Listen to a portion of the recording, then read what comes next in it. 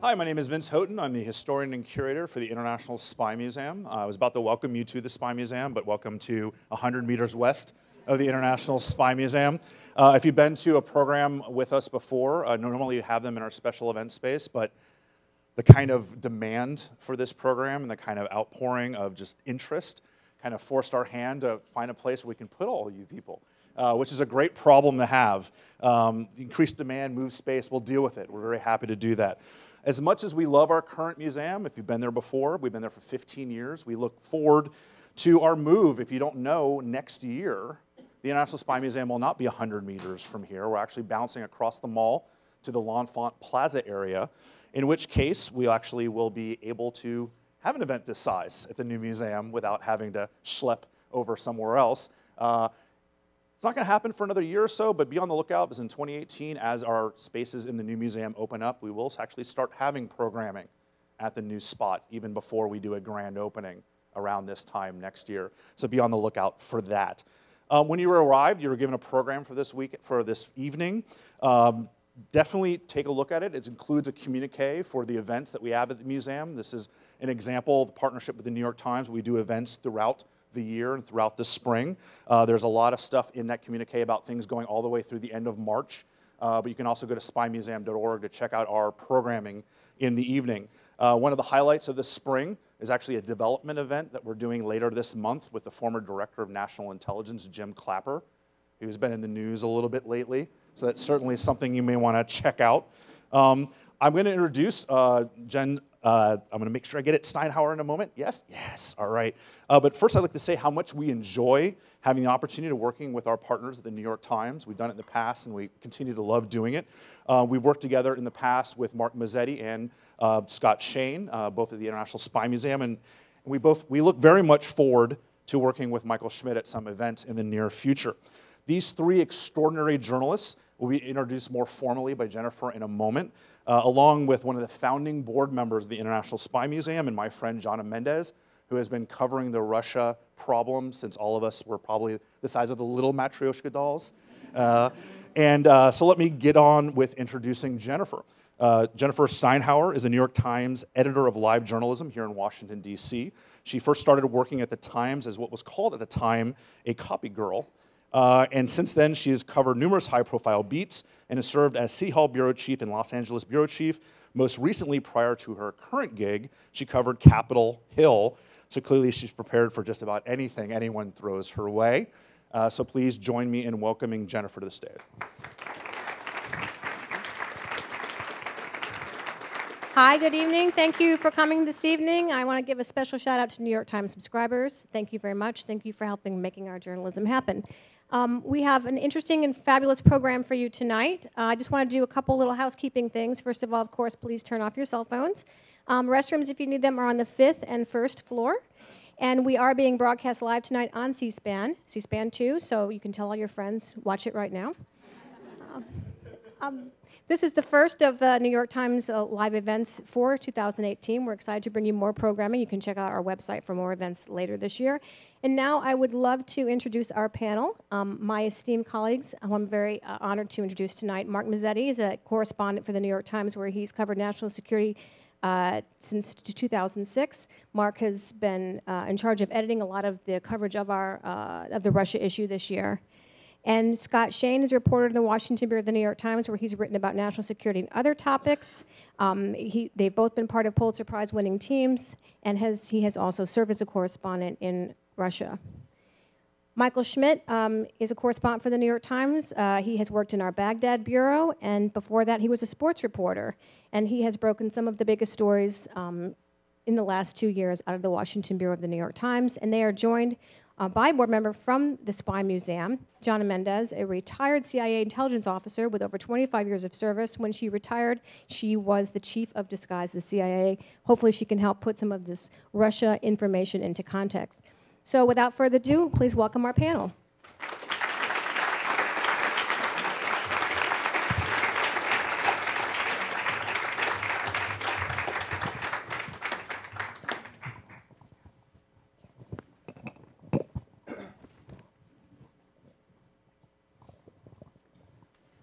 Thank you, Jen, and thank you all for coming tonight. And Thank you for being at the First Times live event of 2018. And after what happened in 2017, we thank you for coming back for more.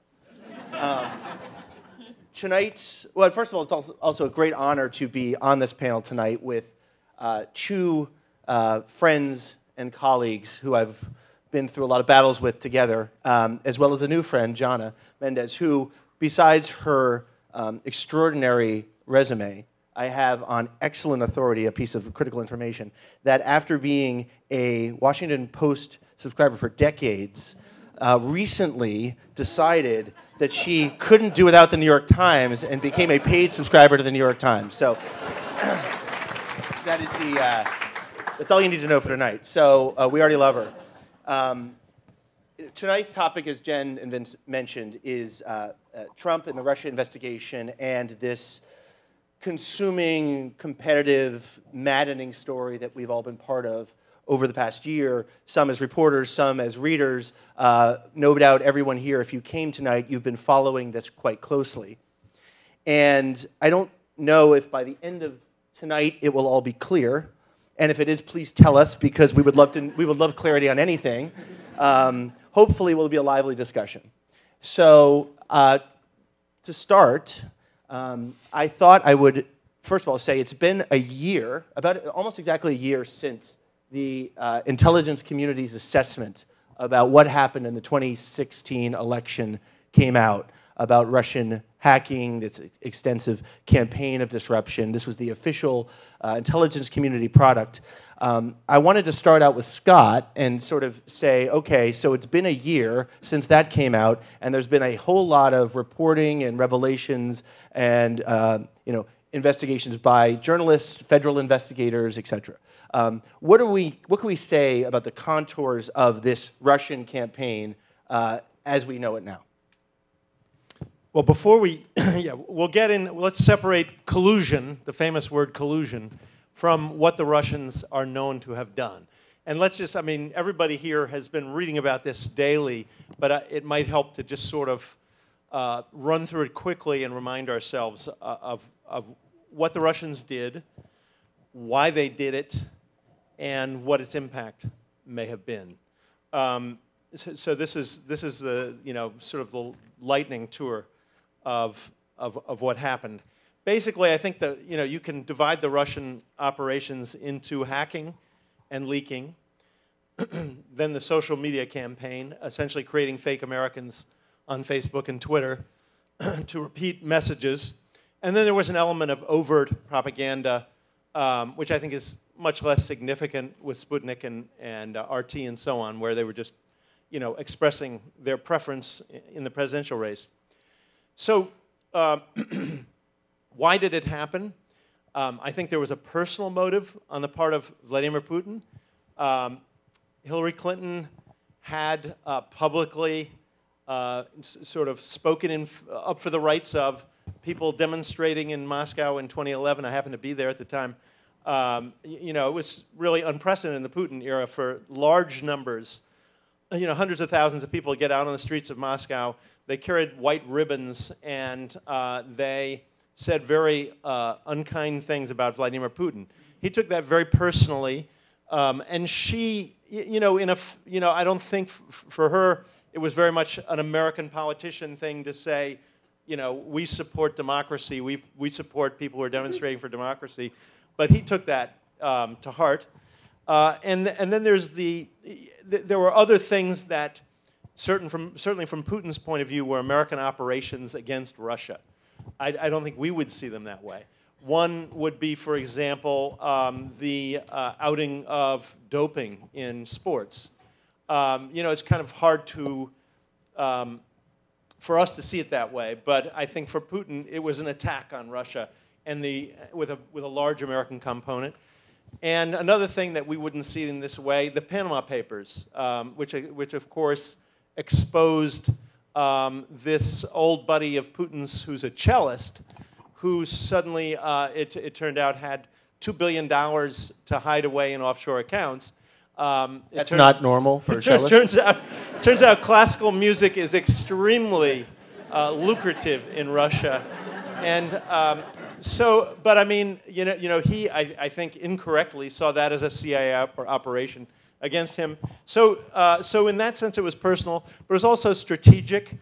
Russia did not appreciate the so-called color revolutions in Ukraine and Georgia.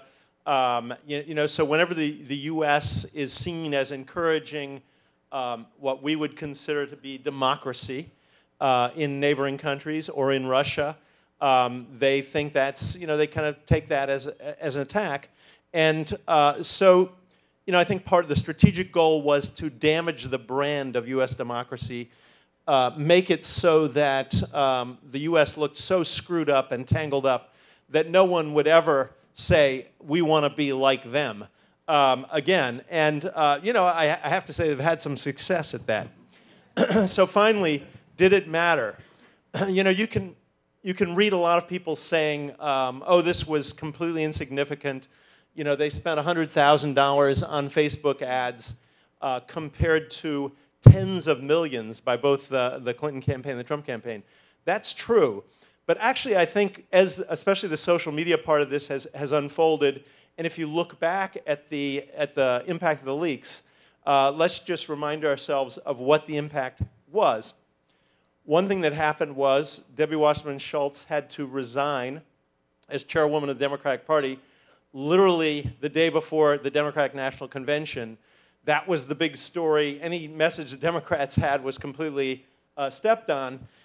So it completely disrupted the Democratic National Convention. Then that was from 20,000 emails being dumped by WikiLeaks all at once.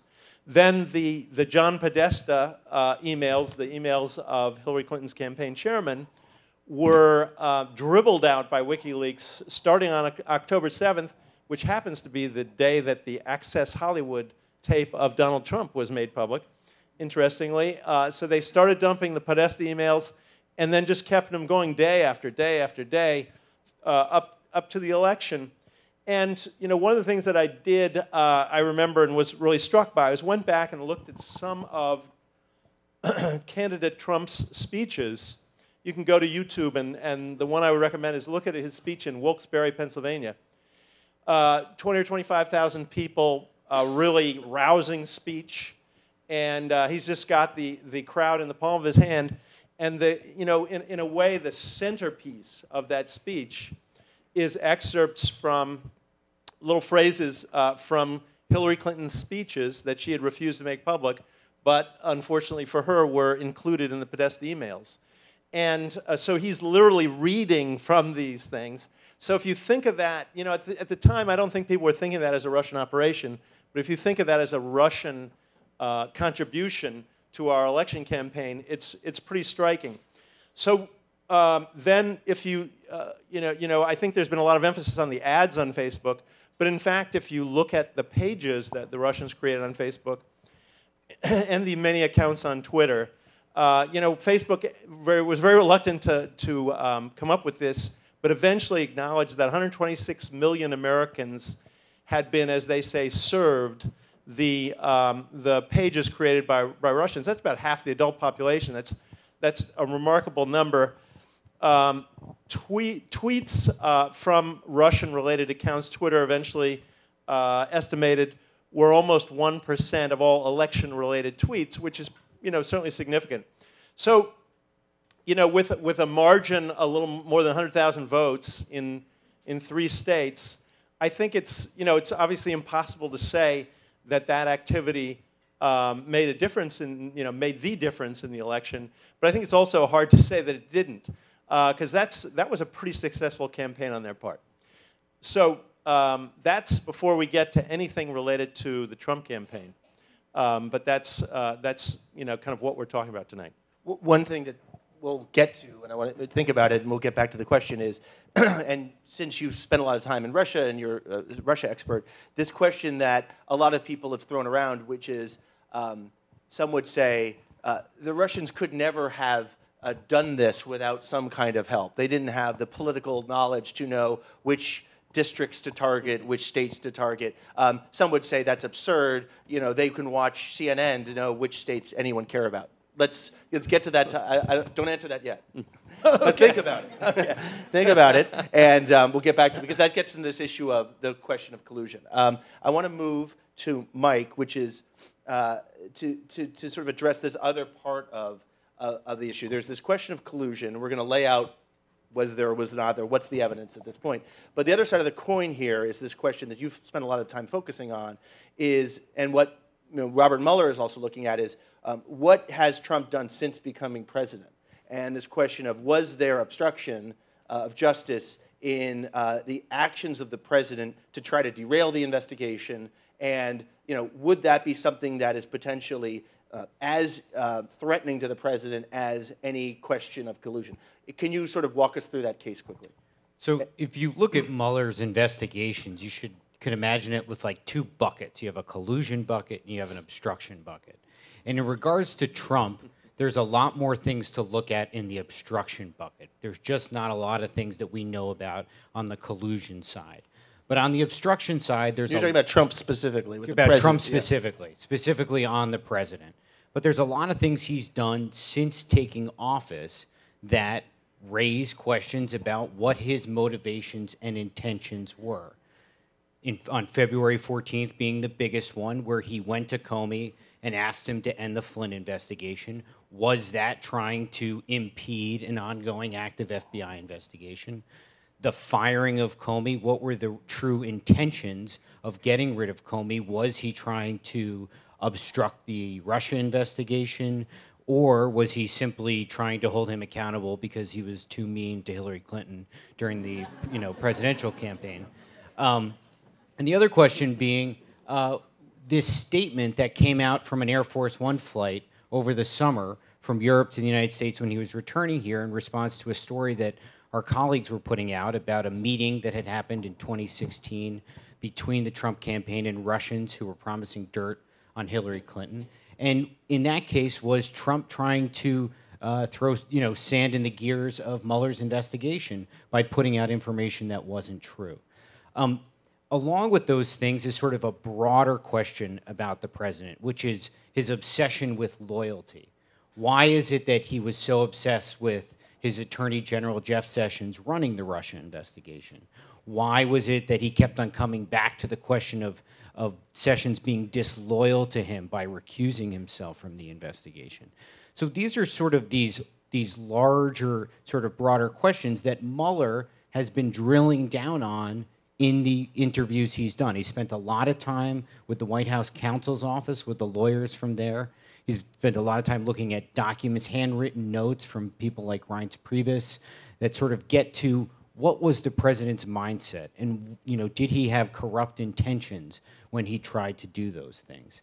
And out of the larger body of things, there's just a lot more there on the questions of obstruction than there are on his ties to Russia. Okay, so can you make an obstruction case, right?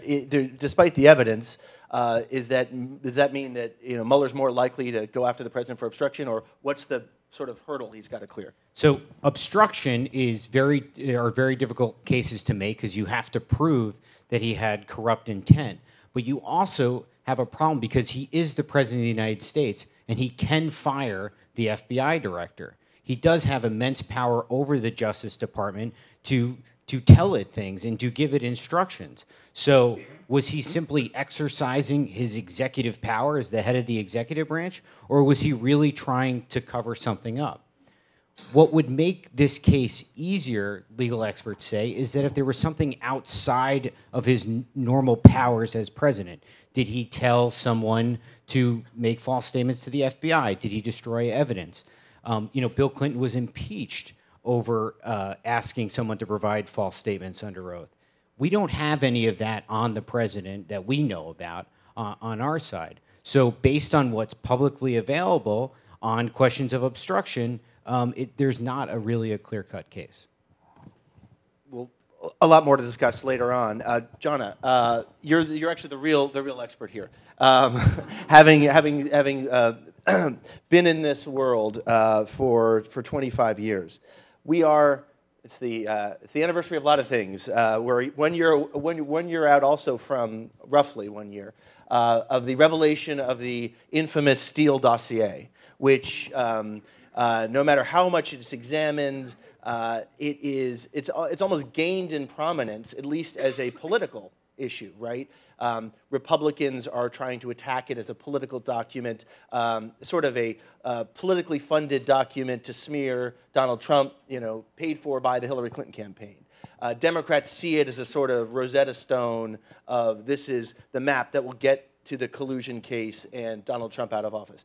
You are a professional intelligence veteran. How do you see that document a year later, and how would your colleagues, your former colleagues at the CIA, have looked at this Steele dossier when they first saw it? Well, it was a year ago tomorrow when the thing became public. It was the 10th of January at 2016. I stayed up and downloaded that thing and read it like 3 times. I've been really interested in this whole thing from the very, very beginning. The first thing that I thought, and my colleagues that I spoke to who had read it thought, was it looked like the real deal. It looked like an intelligence report would look. It looked like raw intelligence coming in from the field. It's not one long, continuous 35-page document. It's a series of 2-page, 3-page reports that he provided from June through December of 2016. Typically, he draws no conclusions. He's bringing forward facts. He's citing sources. He doesn't name them. He shouldn't name them. But it's raw intelligence, and it is what it is. A lot of it, let me take that back. Some of it will always be wrong because collecting intelligence is not a science. You're always going to have chaff in with the wheat, and you have to go through and you'll find, well, that was wrong, that date was wrong, that person was, you're always evaluating that way. And I think because of that, most intelligence officers that read that report initially would have been a little suspicious of how true it would end up to be. Over time, though, what's interesting to me is that while they've not been able to corroborate every detail of the report, I'm unaware of any details in that report that have been proved false. And they may be. You know that Vladimir Putin is there in the background in Russia with a big eraser, and he's doing everything he can to undercut the report. And everything that he can do includes assassinating investigative journalists. So be glad you guys are on the right side of the world on that one. I mean, they take extreme measures, and I'm sure he has taken extreme measures. You may have read about some of them in the paper.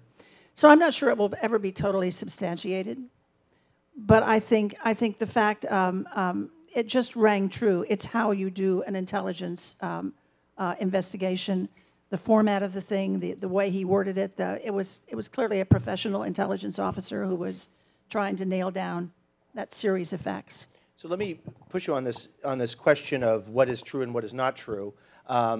I would say that if it does turn to be true, there's been a whole lot of people lying over the last year, which certainly we'll come to find out what the case is there. But if you take specifically one citation in the dossier, one critical piece of information in the dossier, setting aside some of the more entertaining, let's say, salacious aspects of the dossier, which we won't get into tonight, or we can if you have questions about them, is this question that a lot of people jumped on, which is Michael Cohen, who is Donald Trump's longtime lawyer, and it talked about a meeting he had in Prague in 2016 with a Russian official operative who was a sort of cutout for the Kremlin, member of the intelligence service.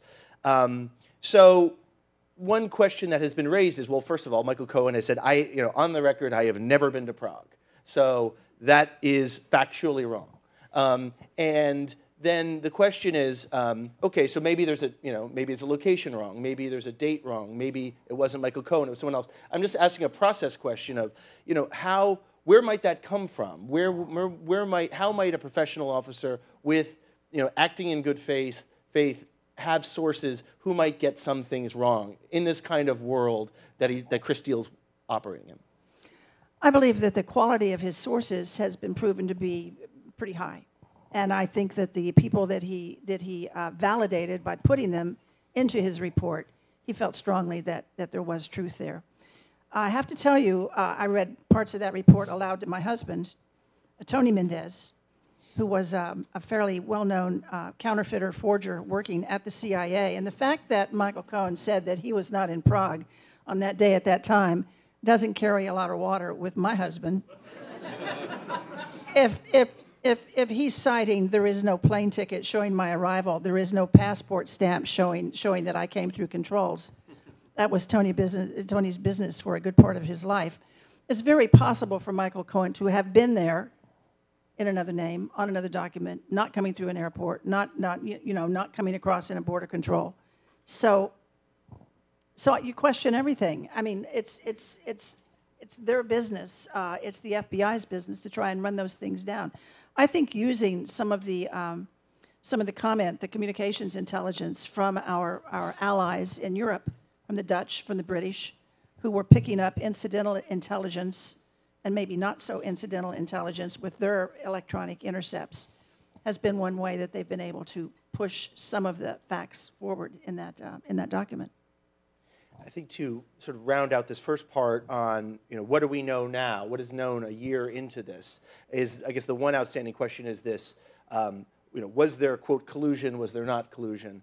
And I can sort of, I think my colleagues here from the Times who have been working on this for a year, I think our, answer is there's certainly a whole lot more after a year of reporting that we know about contacts between Trump advisors, campaign officials, hangers-on, and Russian government officials, Russian operatives. There's been a whole lot of more suspicious evidence than there was an actual hard evidence of meetings that had been denied. I mean, if you go back to the very beginning of last year, there was a categorical denial from the president that anybody in his campaign had anything to do with Russia at any point. I think that's pretty much been systematically proven to be not the case over the last year by the reporting of a lot of people, by Mueller's investigation, et cetera.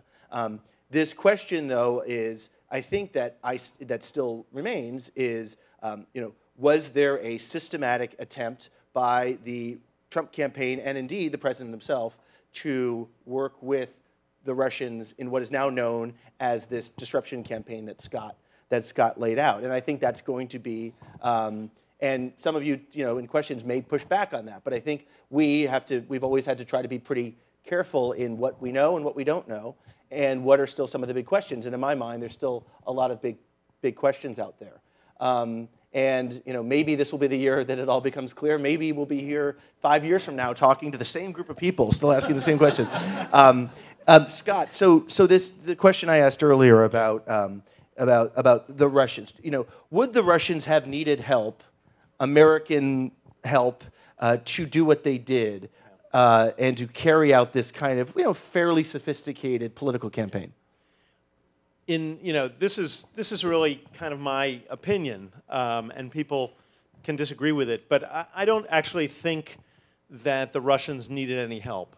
I think it's somewhat condescending to assume that Russians, many of whom spend time in university here and have a very good understanding of America and very good English, would need help to do what they did.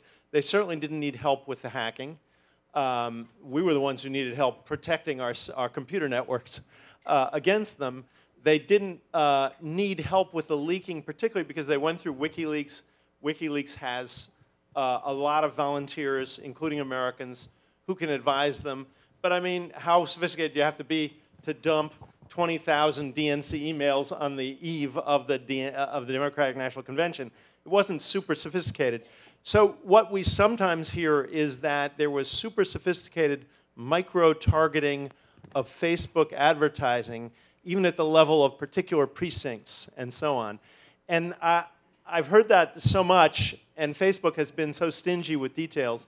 I went back to Facebook last week and asked them again, and they said there was no geographic, as you probably know, Facebook has a kind of drop-down menu, and you can be very, very specific in how you target Facebook ads. You can do it, women between 25 and 33 who live in these 3 states and vote Democratic. You can really fine-tune the targeting. In this case, there was ideological targeting, but there was no geographic targeting below the level of the state. And the most common state targeted was Maryland, a reliably Democratic state, not a swing state. So actually, their targeting of those ads was not especially sophisticated. So I would say the Russians did not need any help. Jonna, you're spent a lot of your career examining, looking at the other side of looking at the Russians from the other side, and I think one thing that has been lost in this sort of post 9/11 era is those of us who do remember growing up in the Cold War, that this was the single greatest concern for the United States and the American government was the Russian threat, and in the post 9/11 era, and those of us who cover the intelligence world or are as guilty of it as anyone else, is focusing on counterterrorism, focusing on the CIA as sort of hunting and killing versus going out and collecting and doing spy stuff. But that never went away. And what I think the interesting thing that has been a reminder of the last year or so is how much the people in the CIA don't like the Russians, and the feeling is mutual, and that sort of spy versus spy quality to operating in Moscow, and I imagine for Russians operating here, that has gone on throughout. It just hasn't gotten a lot of attention. I'm wondering, if you could talk a little bit about what it is like operating for American officers in Moscow, even today in the Putin era. It's a great question. Somebody asked me earlier if I had been assigned to Moscow, and I said I have not. I've never done a tour there. I've visited TDY, but never PCS. I never wanted to live there. It was always a drab and dreary and cold and dark and not my kind of place. But Tony and I are in the middle of writing a new book. The working title is Moscow Rules, and we're taking you back to the Cold War and talking about some of the things that went on.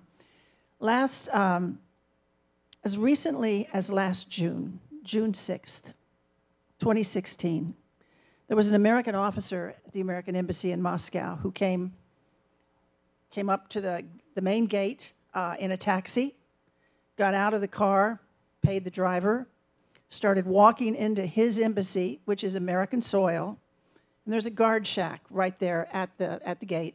Not so much to keep Americans in, it's all about keeping the Russians out. And this is all on a security videotape that you can look at on YouTube anytime you care to. But this figure comes shooting out of that guard shack and attacks the American diplomat, or he was diplomatically documented, and proceeds to beat him to a bloody pulp. He's on top of him. It's just a shocking piece of film. The officer, who may or may not have been a CIA officer, is on his back on the ground. This guy, this thug in a military uniform, is on top of him, beating him. The American officer, like a turtle on his back, starts sliding the two of them toward the electronic doors into the embassy, gets one leg hooked around the door. I don't know who trained this man, but, they should have gotten some applause. They both slid through that gate and into the American embassy, and you can see through the glass doors that the man continues to beat him. They medevaced that officer, that American diplomat, out the next day. This is a year ago. The broken collarbone and all kinds of injuries, and of course he never went back. One of the Moscow rules that we talk about in the book that we're writing is never piss off your surveillance. And evidently, this guy had broken all the rules. I don't know what he did. I'll never know. I don't even know his name. But someone had phoned ahead to the security at the embassy and said he's going to be coming through the gate and make sure that he understands how displeased we are. At the same time, this was the beginning of when Obama was starting to think about sanctions, because the harassment of the American diplomatic corps, and that included the CIA, in Moscow was becoming so thug-like that something had to be done. There was a military attaché who was driving his car. This is a couple of weeks later, outside of Moscow, north of Moscow, and a helicopter came down and started making runs at his car while he's driving down the road. another embassy officer, somebody, KGB, broke into his apartment when he was away and defecated on his living room rug. This went on and on. It was really hardball. It was intimidation. It was, you guys, back off. This is in the same time period that meeting happened in Trump Towers with Jared and with the lawyer, and they're discussing the adoption of Russian orphans. So there's two sides to this coin. There's the side that is for public consumption and that seems to be polite and seems to observe the diplomatic niceties. But on the other hand, in Moscow, our officers had wall-to-wall surveillance, multiple teams. They had teams that you could see, and they had teams that were hanging back behind those teams that you couldn't see, but they were there. You couldn't drive anywhere. You couldn't do anything because of that surveillance. That was then, it is today, it has always been the major problem of working in Moscow, is that surveillance. So the Cold War never thawed for intelligence officers? Not necessarily. No, it's going on right now. So that's Moscow rules, not Moscow mules, which is what everyone else has been drinking tonight.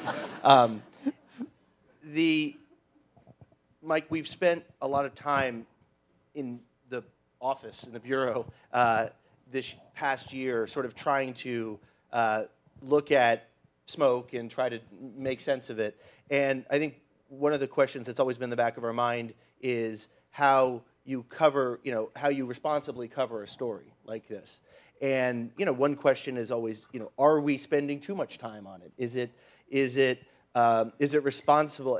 Are we giving it a responsible amount of attention? Too much attention, not enough attention. I'm sure it's not enough attention for some, but can you sort of walk through how the decisions have been sort of made on how we go about the coverage and think about this story as a whole? One thing that's been remarkable about this story and what's gone on in the past year is the fact that every time it looked like it was sort of petering out, something happened and it moved forward. Whether that was disclosures about meetings earlier in the year and about intelligence that the U.S. had, or was it the Comey firing? Was it the fact, learning about the concerns Comey had about his relationship with Trump? And then, coming into the fall where there were these major indictments, I think we often lose track of the fact that the campaign chairman and the national security advisor have both, been charged in this case. And that's not a small thing, by any means. And sometimes I think we lose sight of it. But I think what has kept us on the story is the fact that the story of the Trump folks has continued to change. If the story they had told in January of 2017 had largely held up, then there wouldn't be as much to look at. But the fact that it has changed and we have learned more things and more questions have come out, it has forced us to continue to look and to prod. Now we sit at this sort of interesting point in the story where I think over the summer we had some anticipation of where it was going and who was going to be charged and stuff. But right now we don't know. There's maybe it's over within a few months with the president sitting down and being interviewed by Mueller. Maybe Mike Flynn has a lot of information that he's given Bob Mueller that we don't know about that will change the direction of the story. But we're at one of these phases again where the story could either peter out or go to the next level. And, if history's been anything, it has always surprised us. Yeah, if you think about the day of the election, the day after the election, November 2016, the Russian, I think, deputy foreign minister actually made a statement, and it was like, oh yeah, we were in contact with these guys throughout the whole campaign, and then the Hope Hicks, the spokeswoman, said, not true, never happened, didn't talk to anyone. Russia, who? So that was sort of telling from the very beginning. I mean, I guess the question is that the other thing that we've struggled with is that does the president just naturally make false statements? Is that just his sort of natural being? Or is there a reason why on this issue he has behaved the way that he has? And that's something, that still remains to be seen. One question will be not only what has happened, but will happen. for all the talk of what happened in 2016, what year are we? 2016, yeah. There is another election coming up this year. There's going to be another presidential election in 2020. Scott, is there any, would there be any reason for the Russians not to do what they have done, to not continue? This seemed to work pretty well. Why not do it again? And is there any attention being paid to, let's make sure this doesn't happen again, as opposed to what happened last year? You know, I think we need to do some reporting on what's going on in the various corners of government to make sure this doesn't happen again. There's been at least some lip service to it. I think there's some things going on at the Department of Homeland Security. Certainly, you know, the intelligence services and everybody else are alerted to the possibility in a way that they weren't in 2016. But I think that's something we really need to do is, you know, at the Times is take a serious look at what the preparations have been. I mean, one thing that certainly discourages these agencies from even proposing major initiatives to you know, tighten up their cybersecurity or to track Russian activity more closely is that the President of the United States keeps saying that Russia is a hoax. So it doesn't really make you want to come in and say, Mr. President, we got a great idea. We're going to spend a lot of time working on this Russia problem. So I suspect there hasn't been a whole lot done. And I know that on the social media front, you know, there's also sort of counter pressures there as well. These companies are judged by the stock market, by their monthly average users. And I think this is more of a factor for Twitter than for Facebook. But you know, there are estimates that 15% or perhaps more of all Twitter users are actually automated. They're bots, they're fakes. And so if Twitter were to crack down on that, their monthly average users would dive, their stock price would dive, and it could be a big disaster. So in a way, and I think it was sort of like pulling teeth. I spent a lot of last summer working on the question of what Facebook and what the Russians had done on Facebook and Twitter. And it was kind of like pulling teeth to get any cooperation from the companies. They weren't eager to talk about it. So I don't get the feeling, I mean, they're certainly talking about things they're doing to keep it from happening again, but it's tough for them as well. One of the things that, the way those companies eventually paid attention to this is the Facebook discovered that $100,000 worth of ads had been bought in rubles using a credit card that went straight to the so-called Internet Research Agency, which is the most famous sort of troll factory in the world. So they kind of, you know, if the Russians took just minimal sort of precautions next time and used an American credit card with a, you know, with a fake American name, it's not clear that these companies could actually detect the fake Russian activity. But to your point about the president and how the intelligence agencies respond to him, the president has never, certainly as president, and I don't think as a candidate, ever said anything critical about Putin. I mean, the president criticizes all sorts of folks, but has yet to ever criticize Putin. So if you work for him and you're a political appointee, that sends a certain message. And that's a question I wanted to put to Jonna. And I know we've got a few more minutes before we're going to start taking questions. So if you're thinking about a question and you would like to ask one, you should start lining up and getting ready to ask one, because then we'll move to that in a few minutes. Just a 5-minute warning.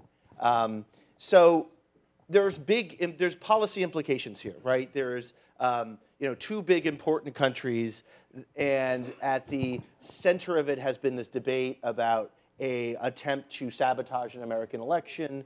And you know, Trump's argument is, well, I was trying to actually, in good faith, have a better relationship with the Russians. Now that I can't, that's no longer, because my enemies have, you know, painted me as a Kremlin stooge, and so now my hands are tied. Can you just talk about, you know, what are the actual real-world policy implications this last year has had on, you know, American-Russian relations? Well, I could speak about the implications, the effect that it's had on the American intelligence community. The years that I worked at the CIA, it was 27 years I want to claim back those 2 more years, 27, not 25. It never really mattered who was president. The politics never really mattered. I didn't usually know if the person I was working with, who I was going out and doing some fairly dangerous things, I really didn't know if they were a Republican or a Democrat, and I really didn't care. It was all about the job.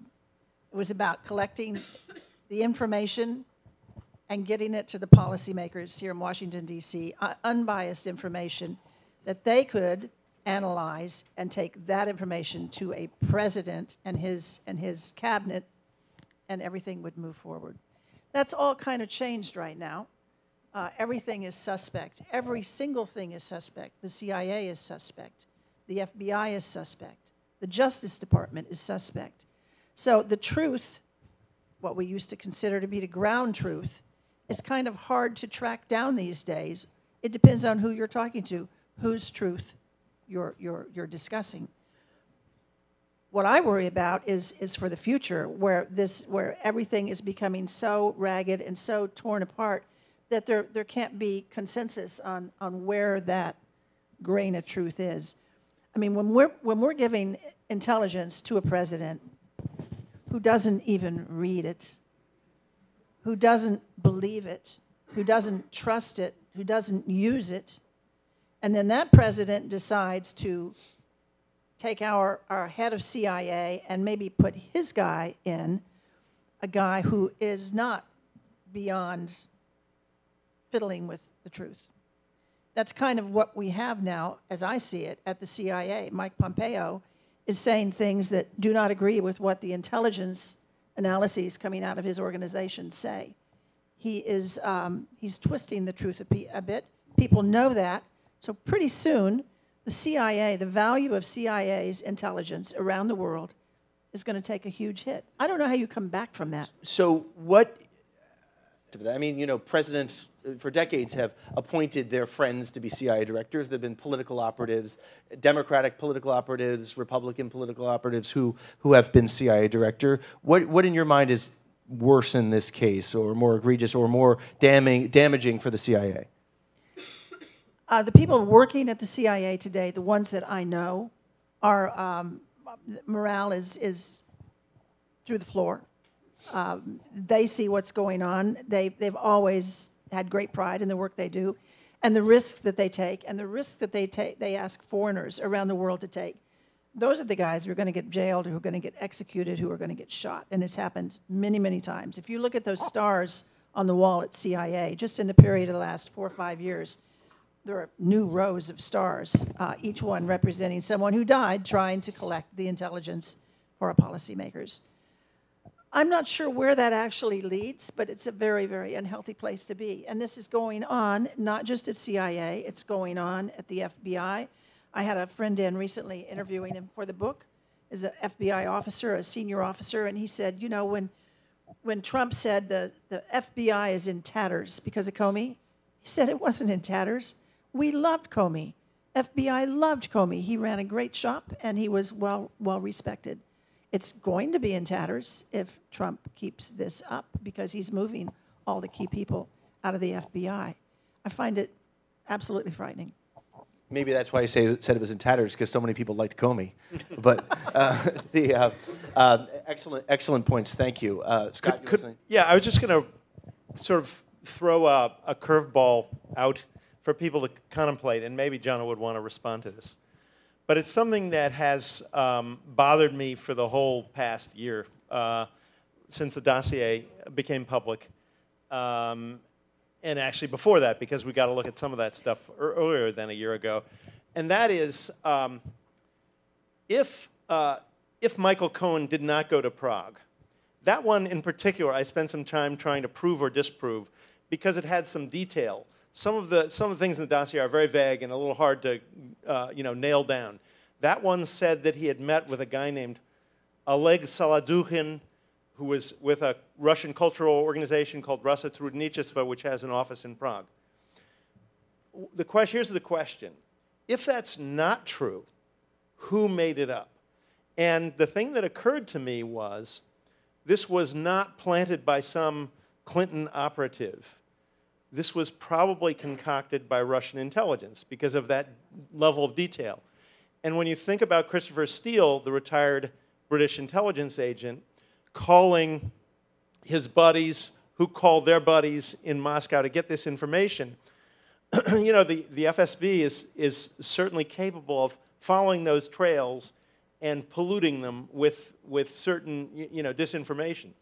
So if this is just a complete, you know, speculative hypothesis, but I think one that we should all keep in mind, we believe that Russia carried out a very successful information operation aimed largely at Hillary Clinton.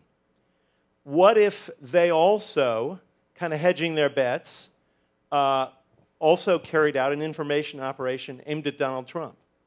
And that some of the dossier was put there by Russian you know, intelligence with the idea essentially of casting a shadow over Trump. If that happened, you know, the operation against Clinton was, I think everyone would agree, extremely successful. If there was an operation against Trump, it's cast a shadow over the first year of his presidency, right? So if he did nothing, if there was no collusion, it's, you know, kind of daunting to think about this as a Russian achievement. Thanks for making it more confusing. Wow. What do you think? I think you're taking double think and triple think to new highs and lows. I mean, anything is possible. You're absolutely right. That that could have been another piece of this. I think with the dossier, time is going to tell how much of it actually checks out and how much of it they can disprove. But keep in mind, have they disproved any of it? I think not. I mean, they, in their, by they, meaning the Trump associates, they certainly think they've disproved a lot of it. But I don't think that counts. Yeah. I would just do the final plug for investigative journalism. My argument would be that over the last year, we've learned a whole lot more about connections, if there are any, in meetings and contacts, et cetera, and put contours to this story through the work of reporting, then that is, I think, checked out then at this point, the dossier. But I agree, the time will tell on how the dossier is viewed 5-10 years from now. I would love to start taking questions, and the same admonition as always is please ask a question, make it succinct, don't give a preamble or a long statement. Thank you. Yes, sir.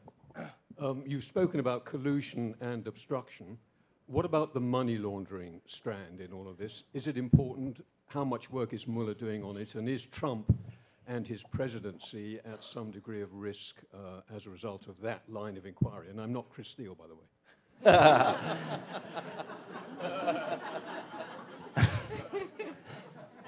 I mean, I'll take an initial crack. I mean, this has been part of not only what's in the dossier, but one of the questions here has been the extent that Donald Trump is compromised from years earlier in business dealings with the Russians involving properties and money laundering, and that his properties, his golf courses, whatever, were fronts for Russian money laundering. This has been the subject of a lot of reporting as well. Thus far, the only money laundering aspect of this investigation has involved Paul Manafort and his dealings, or the allegations against Paul Manafort. I think the question of how much Mueller is looking at it, it's a great question that we don't know. We are, unfortunately sometimes just looking at Mueller's investigation from the outside. We'd love to know more than we do, but it's been this question of what is his mandate and how far would he take it? Would he? Is he only looking at the events of a year of the previous year and this question of collusion? Is he going to take a hard look at go down the rabbit hole with Trump's finances, past business dealings? Trump has sort of said that's a red line, and if he does it, he might get fired. But if he closes the investigation without looking at the issues, a lot of people are going to say, well, he should have. So we don't know the answer, but it's certainly something that's been the subject of a lot of hard examination over the last year. You guys want to? we don't have subpoena power and he does. And that, you know, it's very frustrating as a reporter to look at something like money laundering because you basically, it's very difficult to get the goods. Yes, ma'am. Sure. Thank you very much for putting this panel together. And I thought maybe revisiting the question you posed earlier about the upcoming elections and just maybe diving into that a little bit more. Are there patterns from the 2016 campaign that although that was a presidential one and there was one big target, are there patterns that can be applied to the congressional races that are coming up? And are there any kind of little beginnings of stories that you're starting to look at it, if you can share? Yeah, I mean, the only thing that comes to mind is this got very little attention because you know, the stories were so big that stories that might have been big, you know, kind of got lost in the shuffle. But in addition to hacking the DNC, the Russians hacked the DCCC, the Congressional Campaign Committee, and this you know, persona for Russian intelligence, which was calling himself Guccifer 2.0, who said he was a Romanian hacker, but U.S. intelligence concluded was essentially Russian military intelligence. He had a sort of, you could communicate with him by email, by Twitter, and he had a kind of customized service. And you know, political bloggers in New Hampshire and Florida were two of the cases we looked at, contacted Guccifer 2.0, i.e. Russian intelligence, and said, what do you got on this race that's happening in our state? And he supplied a bunch of confidential documents from the Democratic Party to these bloggers, and they actually had big impacts on several races around the country. So whether we're going to see a repeat of that or not, you know, is anybody's guess. I would just also add quickly that, you know, the 2016 wasn't just, it didn't serve only a lot of hard lessons for the government and what they did and didn't do. I think there were some hard lessons for the media as well.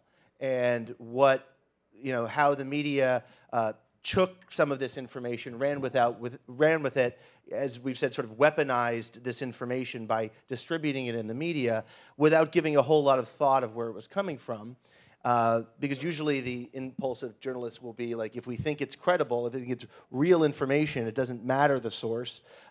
But I do think that to the question of elections going forward and you know, covering politics and other issues, the media should also look at itself and see its role in the impact it has on these stories.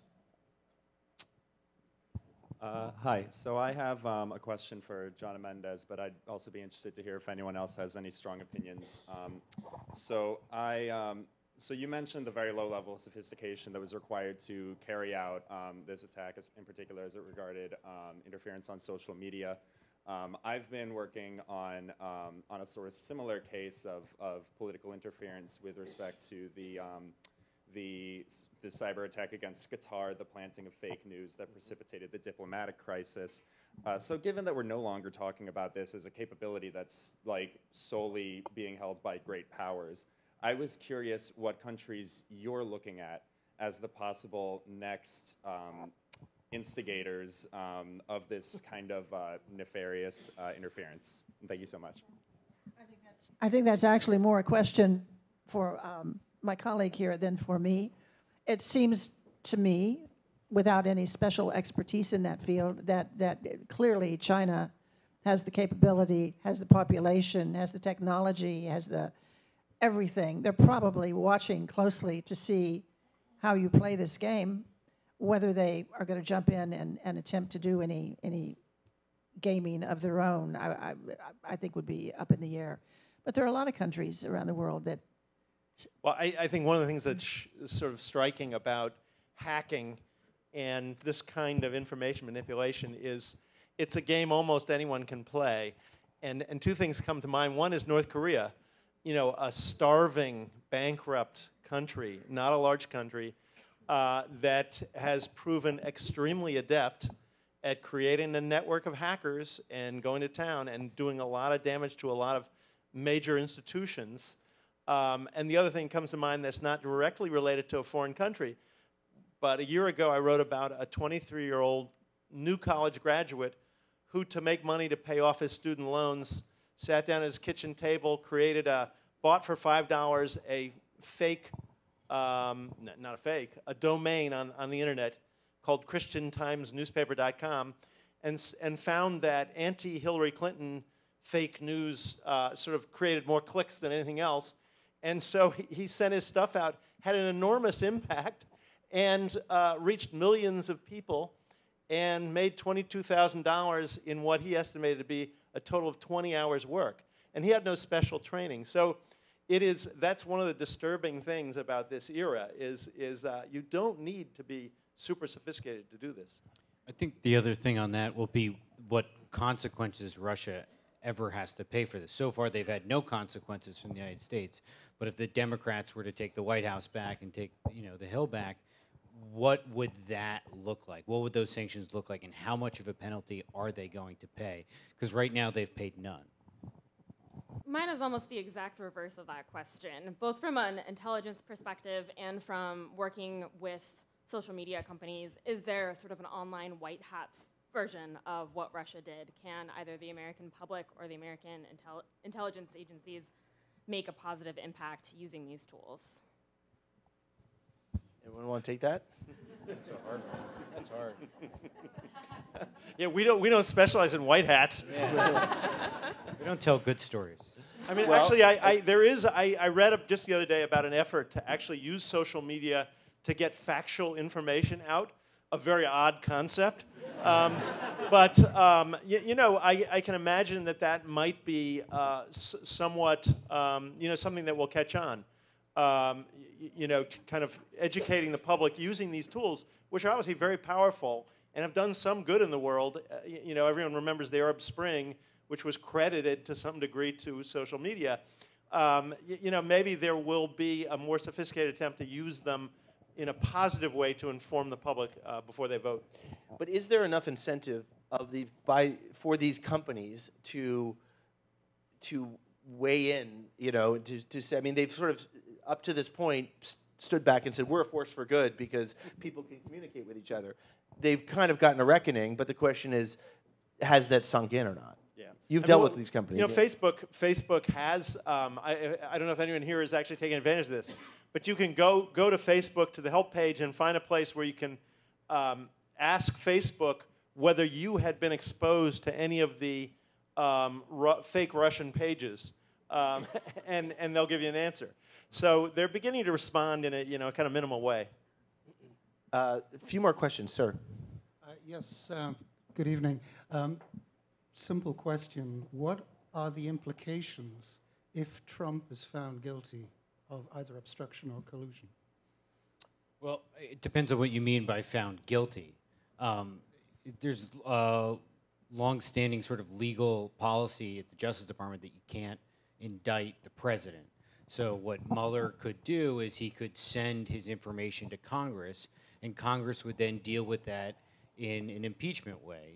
The House would decide whether to impeach him, the Senate would decide whether to get rid of him. That's sort of the path that it would take, and that largely depends on who controls Capitol Hill and when Mueller gives his information to the Hill. If Mueller were to conclude his investigation in April and give the stuff to the Hill, then the Republicans would deal with it. But after November, it could be different folks. So that's what I think, in a sense, Donald Trump will be, in many ways, running again for president come November, because I think there's a large belief that the Democrats, even probably regardless of what Mueller does, will do everything they can to go after him and try and take him down. Can I just add to that? Just thinking about this in terms of recent revelations maybe about his psychological mental state, would you see, just in your own opinions, would there be more to it in terms of what he could do personally? I mean, like, what do you mean? In terms of, like, could he pardon himself or something? I don't know. I'm not sure. I'm just wondering, since you study him a lot. I mean, he constantly surprises us every day. And he has shown the ability to always outdo himself and keep the story going. So that we often turn around the office and, kind of look at each other and realize that it may be very boring, if you weren't around. You know, he likes to distract when something is going on, when it starts getting too hot or they start getting too close. He always seems to have something to throw out there to get the media and everybody else excited again. But he's got so many things that he can throw out there at this point, including his great big button on his desk, that I think that's where I worry about what he might do if it starts closing in on him. I really do. I'm not sure he has limits like most of our children are taught when they're about 5 years old. Sir. Sure. The question relates to a lot of things that other people have asked about money laundering, possibly sanctions busting. There are several paths to Donald Trump's tax returns. And the K-1s on his tax returns would probably tell you who he has been doing business with. Do you know of any press organization or other organization who is trying to get into the public view through lawsuits, writs of mandamus? All of you have been libeled. Well, you haven't yet, Jonna, but you will be. And all of you have been libeled, and no one has come back at the president. The New York Times brand has been damaged. The Washington Post brand has been damaged. No one has gone after the president in a libel suit that would probably produce his tax returns, et cetera, et cetera. So the question is, do you know of any organization with a concrete legal effort to try to get his tax returns somewhere into the legal process? And the corollary to that is, when do you think people who believe in balance are going to take the gloves off? Sorry, say that the last part again. When do you think people who believe in balance are going to take the gloves off and start going the legal process that he has always threatened other people? Who wants to jump in there? First of all, the question on the tax returns and. Well, I think that's a great question you're asking. I think the answer may be that tax returns are privileged and confidential by law. They're very well protected at the IRS. We have fantasized that some IRS employee with access to his tax returns might drop it in a plain brown envelope and make our day. But so far, no luck. Not that we're asking anyone, but we're on C-SPAN right now. I don't know if there are any IRS employees in the audience. But as accountants would only be subject to civil penalties. Anyway. But I think in some ways, if that hasn't happened, you can't FOIA the tax returns, for example. You can't ask for them under the Freedom of Information Act. I'm not sure we have any notion of a great legal process by which we could demand his tax returns, but we'll think about it. Somebody want to take on the when are we going to take the gloves off? Is it possible that Mueller can get the tax returns? Do you think he has them? I don't know, Mike. Do you know?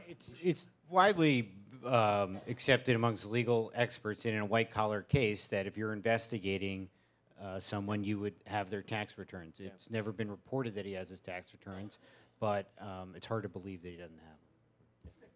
Thank you. Good. And Mike, when are you taking the gloves off?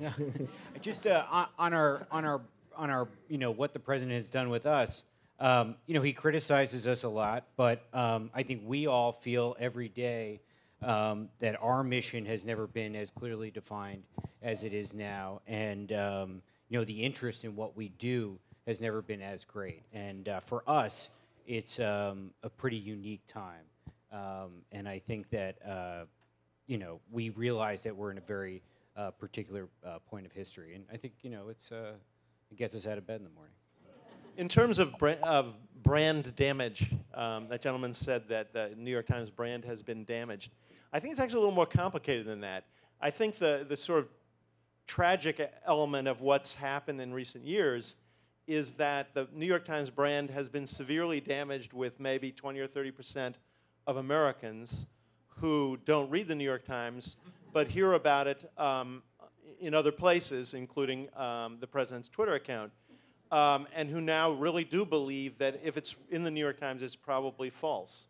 And that's very painful. But the flip side is also true, that many readers of the New York Times, I think, assume that if something's on Fox News, it's probably false. So, back in the good old days of, sort of 3 or 4 networks and and one or two newspapers on your lawn each morning, everyone was sort of forming their opinions based on the same set of facts. Now, many people have completely different ideas of what has happened in the last couple of years. And that really is a kind of disturbing divide in the country. Yeah, I would agree. I think that Trump has sort of accelerated something that was already ongoing for some time and stratified it even more.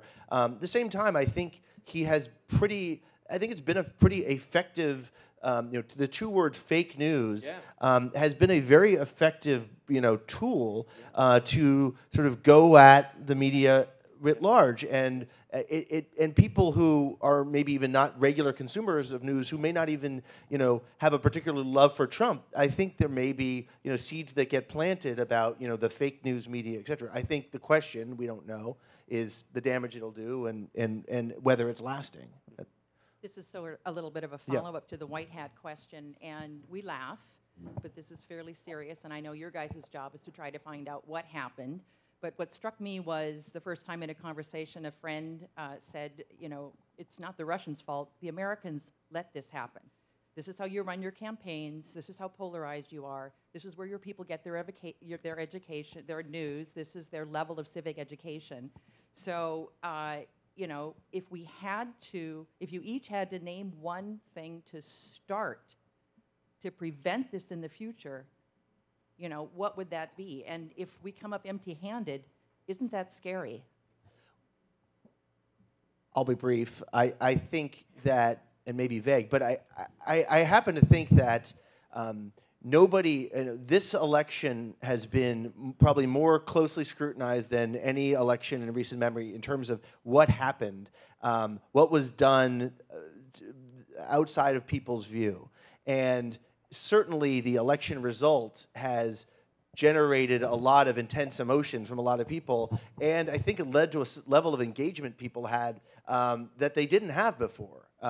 And I think that people are taking a lot less for granted about how our elections work. So this is a very basic answer, but it's in essence the basic understanding of not only the importance of elections and understanding and getting information about the elections, but also not taking for granted that they're just going to work and that there's no one outside trying to influence them. So I think at the very least in this year's election in 2020, people are going to be pretty aware of this going forward and be attuned to it. And that's not a bad thing.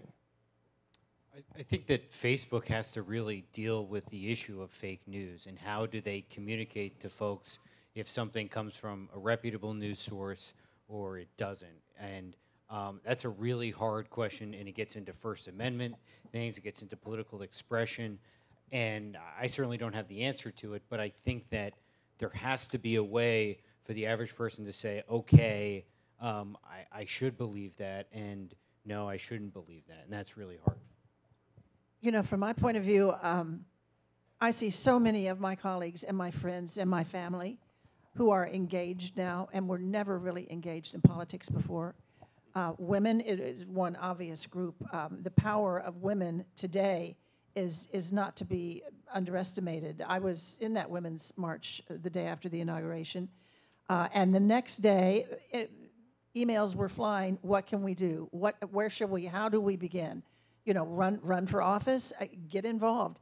I think that that's going to be one of the good things that comes out of this. I think you're going to have a much more engaged population in America the next time we have an election. If you look at that Alabama election recently, the black women in Alabama decided to stand up, and they voted, 97% or something. It was an incredible number, and showed the power that a population can have if they want to try and take things into their own hands. So maybe that's a positive hope. Yeah, the only thing I'll add is to reinforce your point that the Russians were operating by and large with American materials, so to speak. And literally, if you look at those Facebook pages, which were for gun rights and anti-immigrant and Black Lives Matter and anti-Black Lives Matter and all those things, many of the memes, these kind of posters that went up on these Facebook pages were actually stolen from American activists. They, they didn't even have to concoct it. So they were sort of pouring gasoline on a fire that was already raging in many ways. Whether that will make people think again about whether they're being exploited, you know, whether they want to think a little harder before vilifying, you know, the opposition, remains to be seen. So we'll have to make this the last question. We'll have to make it relatively quick because I'm being told we're time to wrap up. Sure. So, Mike and Mark, I know you guys have written extensively about the Russia sanctions and specifically conversations that General Flynn had with Russian Ambassador Kislyak. And so I'm really curious to hear, one, we know that Flynn lied about the number of phone calls and kind of the details of the phone calls with Kislyak. So kind of how does like the one president at a time rule work with potentially like the collusion case if before President Trump was in office, he was working against the Obama administration's decision to place sanctions on the Russians? And does that play into any potential case that's brought forth now by Mueller's team? So I'll take a crack at it. I mean, in essence, what they'd be looking at, if they were going to try to make a case of, you know, Mike Flynn shouldn't have been talking about sanctions before they were, you know, in office, and setting aside whether he lied or not. I mean, basically, it comes down to something called the Logan Act, which is, you know, it's on the books, and it says that there's one president at a time, and though, you know, you're not supposed to make foreign policy if you're not in office, and so if, you know, Mueller really wanted to make a case, you know, suppose he could, but most people say it's a, you know, it's weak law. It's not something that any prosecutor, it hasn't really been brought in cases in the past. And, you know, if Mueller tried to bring a Logan Act case, he would get laughed at. Now, you know, maybe there's a way to tie it in with other things, but, you know, the question of whether, because there's been enough gray area also in the past in terms of transitions, reaching out to foreign governments, trying to make their case about what they're going to do.